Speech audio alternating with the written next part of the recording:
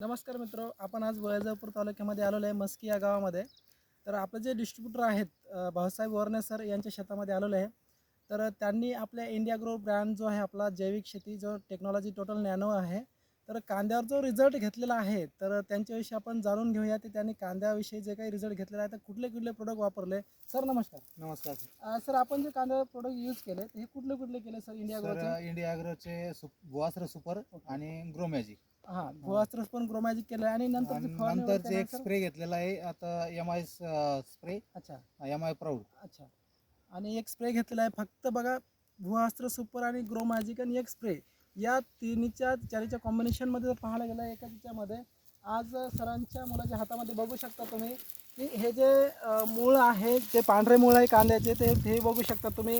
कांद्याची साईजसुद्धा बघू शकता, कारण एकसारखी साईज आहे, असं कमी जास्त कांदा जास्त प्रमाणात नाही आहे, पण एकसारखी साईज जवळपास 90% कांदा एक साईज कांदा आहे.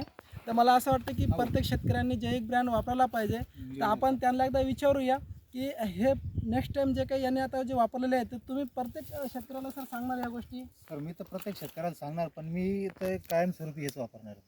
Yes sir. म्हणजे सांगायचं एवढं तात्पर्य की जर आपण समजा स्वतः जर जैविक खाल्लं तर नंतर आपण कोणालाही जैविक देऊ शकतो, नॅचरल देऊ शकतो. तर एवढीच विनंती आहे की आज जैविक शेती काळाची गरज आहे, तर प्रत्येकाने जैविक ब्रँड आपला इंडिया ग्रो वापरला पाहिजे. Jai Hind, Jai Maharashtra. Thank you very much.